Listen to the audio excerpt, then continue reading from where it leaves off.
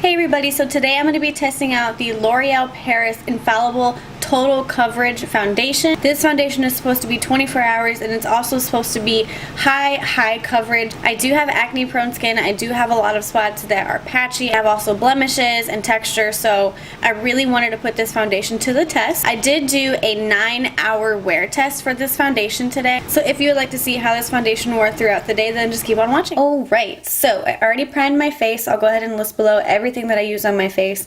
So I'm going to go ahead and apply this foundation. So on the Ulta website, this foundation goes for $12.99, and it does say it is supposed to instantly cover dark spots, blemishes, scars, and hyperpigmentation for a flawless complexion. On the back, it does say it's supposed to be a high coverage. I do have redness. I am breaking out just a little bit. I do have texture. Typically, foundations look pretty bad around my forehead depending on the formula, so we'll see how this wears on my skin. And the shade that I have is the shade 302 in Creamy Natural. Roll up sleeves because mama's doing work.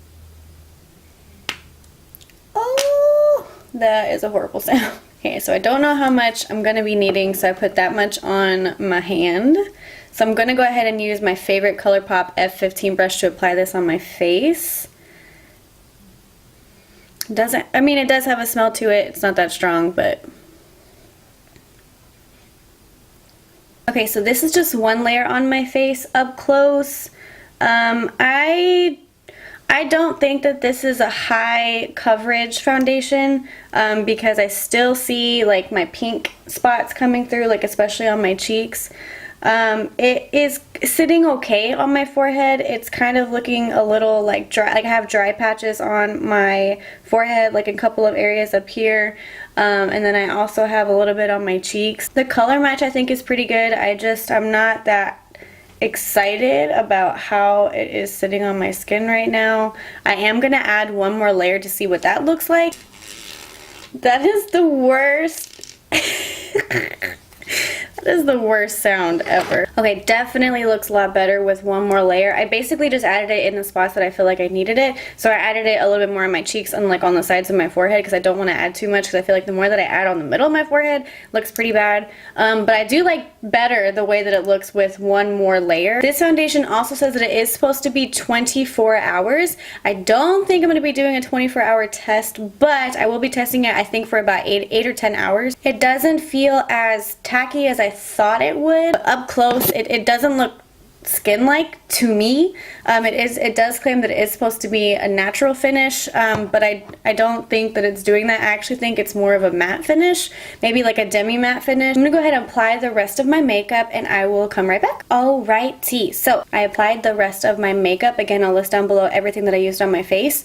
So when I was applying my makeup, I did feel like it was a little bit tricky to blend out like the blushes, the highlights, the powders, but I mean it wasn't like too difficult, it wasn't too extreme, but I did see that it kind of like messed with the foundation, so the foundation moved around a little bit. Other than that, I mean right now it's still sitting on my face pretty well. It hasn't oxidized at all. So far, you know, we'll see throughout the day. Again, I'm going to be wearing this for about 8 to 10 hours. So what I'm going to be doing is at the end of the video, I'll let you know what my final thoughts are on this product. And so I will see y'all in a couple of hours. Hello everybody, I am back. It is 9:28 right now, so it's been about 9 hours since I've done the foundation, and I have to say 3 things. One, I don't think that it has a natural finish. I think it's more of a demi-matte finish. 2, I most definitely don't think it lasts 24 hours. You know, I've only had this on for about 9 hours and I really didn't do that much activity today. So the fact that it's like missing in part that I don't normally touch is kind of strange. You know, it's missing a lot, like meaning like the foundation is not there anymore. It definitely looks pretty terrible around my nose. It doesn't look that bad on my forehead, but it's definitely like the foundation separated around my cheeks. So for the things that it's claiming that it's a natural finish, that it's 24-hour, and that it is a high coverage, I definitely don't think that any of these things are true. I think it's more of a demi-matte. I think it's probably more of a 12-hour foundation, and then I don't think that it's that high coverage. I think with 2 applications, I think you could get high coverage with this foundation. And it does also say that the texture is supposed to be air light. I mean, I never felt that it was heavy on my skin. I just didn't like the way it sat on my skin.